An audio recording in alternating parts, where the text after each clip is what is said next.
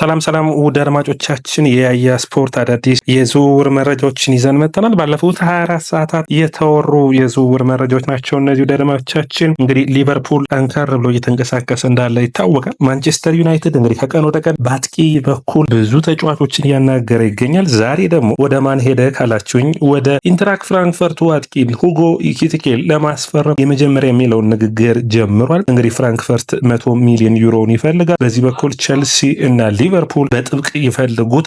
ስለዚህ ይህንን ጨዋታ ተጫዋች ድርድርን እያደረጉ እንዳሉ የሚታወቅ ነው። አድማቻችን ያያ ስፖርት ነውና ላይክ፣ ሼር፣ ኮሜንት፣ ሰብስክራይብ ማድረጋችሁን አትርሱ። የመጀመሪያው መረጃችን እንግዲህ የሚሆነው ወደ አድማቻችን አርሰናልን የሚመለከት ነው። አርሰናሎች እንግዲህ በሚገባ ራሳቸውን ማጠናከር ይፈልጋሉ። ስለዚህ በዚህም በዝውውር መስኮቱ ላይ የተከላካይ መስመራቸውን ማሻሻል ላይ ይሰራሉ።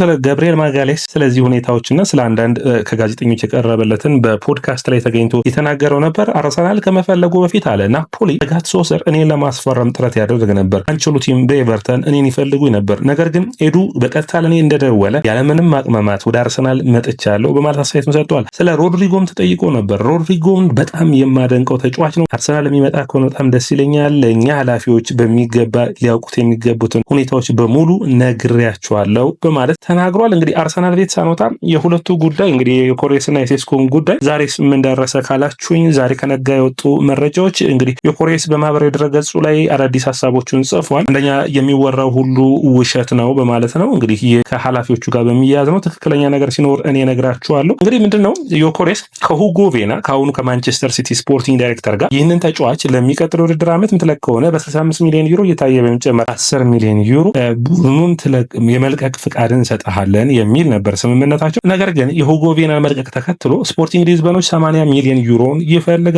ይህ ደግሞ ለአርሰናል አስቸጋሪ አድርጎበታል። 80 ሚሊዮን ዩሮ መክፈል የሚፈልጉ ቢሆን ኑሮ ወደ ሴስኮ ዝውውር የሚገቡ ይሆናል። አንደኛ በእድሜው በተለያዩ ሁኔታዎች እንግዲህ በዋጋ ጉዳይ ሁለቱም ተጫዋቾች የሚወዳደሩ ነው ስለሚነሱ አርሰናሎች ከሌቪዥንግ ጋር ድርድሮችን እየቀጠሉ ይገኛሉ። በሌቪዥንግ እንግዲህ እድሎችን ካመጣቸው ሁኔታዎች ጋር መስማማትን ያስባሉ። ነገር ግን አሁንም የመጨረሻ የተባለውን የአጥቂ ስምምነት ላይ መድረስ አልተቻሉም። ከሁለቱም ተጫዋቾች ጋር ንግግር እንዳደረጉ ብቻ ነው። አርሰናሎች ከሌቪዥንግ ግን አንድ ተጫዋችን ይፈልጋሉ።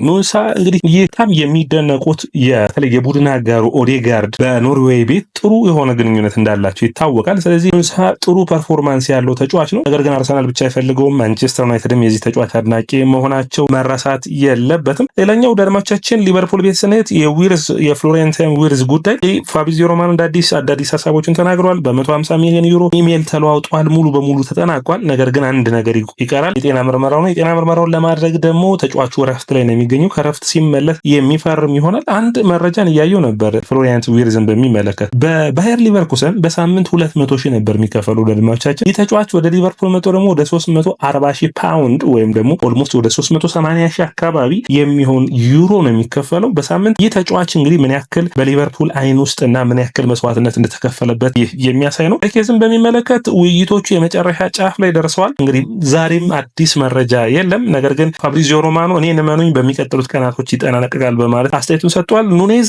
እንግዲህ ከጣሊያን አካባቢ ብዙ ቡድኖች ይፈልጉታል። ከዛ ውጭ አሁንም ቢሆን ኑኔዝ፣ ኬዛ እና እንዲሁም ደግሞ አርቪ ኤሊየት ቡድኑን ለመልቀቅ እንደሚፈልጉ ናቸው። ሊቨርፑል ትክክለኛው ገንዘብ ከቀረበለት ሶስቱን ተጫዋቾችም የመልቀቅ እድሉ ሰፊ እንደሆነ የሚጠበቅ ነው የሚሆነው። በተለይ በሳውዲ የሚቀርብለትን ጥያቄ አልተቀበለም። ነገር ግን ከጣሊያን ኬዛን በሚመለከት ለሊቨርፑል እንግዲህ አንዱ ናፖሊ ነው። ሌላኛው ጥያቄ ያቀረበው ቡድን ደግሞ ኤሲ ሚላን ናቸው። እንግዲህ እዚህ ጋር ዝውውር መስኮቱ ላይ ስታዩ ኬቨን ዲብሮይና ናፖሊ አቅንቷል። እንግዲህ ከሁለቱ ተጫዋቾችን የምናያቸው ይሆናል። የቀድሞ የማንቸስተር ዩናይትድና የማንቸስተር ሲቲን አማካኞች ኬቨን ዲብሮይና እና ስኮት ማክቶሚናይ በአማካይ መስመር የአንቶኒ ኮንቴውን ቡድን እየመሩ የምናያቸው ይሆናል። ሌላኛው መረጃ የሚሆነው እንግዲህ ሊቨርፑል ቤት አርኖልድን የሚመለከተው ወደ ማድሪድ አቅንቷል። 12 ቁጥር ማሊያ ያደርጋል። ትሬንት የሚል ስም ነው የሚጠቀመው። ከ16 ቁጥር ማሊያ ነቋል። ያንን የሆነው ለምንድን ነው ካላችሁ ደግሞ በስፔን ላሊጋ ቁጥሮች አሏቸው። ትልልቅ ቁጥሮችን ማሊያቸውን አድርገው እንዲለብሱ ተጫዋቾች ድጋፍ አይደረግላቸውም። ስለዚህ ይህንን ተከትሎ ወደ 12 ቁጥር መጥቷል። ይህ እንግዲህ በማድሪድ ቤት የሚከፍተው አዲስ ህይወትን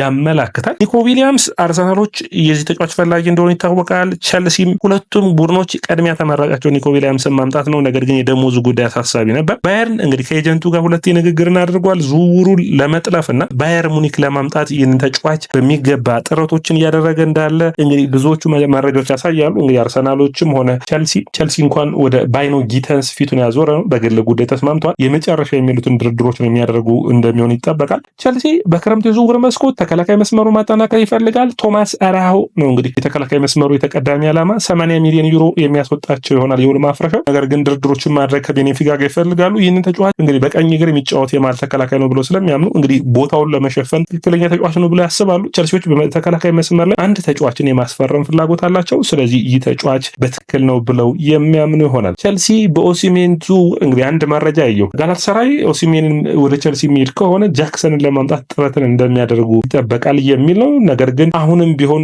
ድርድሮቹ ላይ ሂደቶቹ ላይ የሚጠበቅ ነው የሚሆነው ቸልሲ በቸልሲ በኩል ያሉት እንቅስቃሴዎች። ሌላኛው መረጃ የሚሆነው ለአድማቻችን ቲምቶክ ይዞት የወጣውን መረጃዎች ላድርሳችሁ። እንግዲህ ቲምቶክ በወጣው መረጃ መሰረት እንግዲህ ከዚህ በፊት በዲክላን ራይስ ዝውውር በጣም የሚታወቁ ታማኝ መረጃ ናቸው። አርሰናል ሁጅሰን ዝውውር ላይ ካልተሳካላቸው በኋላ ሀቶን ማነጋገር የፈለጉት በሀቶ ጉዳይ ቀደም ብሎ መነጋገርን ያሰቡት አርሰናል ነበር። ነገር ግን ቸልሲ የዚህ ተጫዋች አድናቂ ነው። ወደ ዝውውሩ ለመግባትና ከአያክስ ጋር ለማነጋገር ፍላጎት አለ። የተጫዋቹ ምርጫ ግን በጣም ትልቁን ውሳኔ የሚወስን ይሆናል የሚል ነው። ቲምቶክ እንዳነሱትም እንግዲህ ቸልሲ በተከላካይ መስመሩ ላይ እንዲሁም ደግሞ በግብ ጠባቂና በመስመር ተጫዋቾች ላይ ተጫዋቾችን ማስፈረም እንደሚቻል ከዛ ውጭ ጊተንስንና ሚኞልን አሁንም በዝውውሩ ላይ እንደሚፈልጋቸው የሚያነሳ ነው። ማንቸስተር ሲቲ የዚህ ዝውውር መስኮት እንግዲህ ብዙ ተጫዋቾችን በማስፈረም እየተደነቀ ይገኛል። ትናንት ሴቨርነፐንን አስፈርመዋል። ዛሬ ደግሞ ለቲሞ ሊቨርሜንቶ አዲስ ጥያቄ ለማቅረብ 60 ሚሊዮን ፓውንድን ይዘው ወደ ኒውካስትል የሚያቀኑ ይሆናል። ይህ እንግዲህ ለማንቸስተር ሲቲ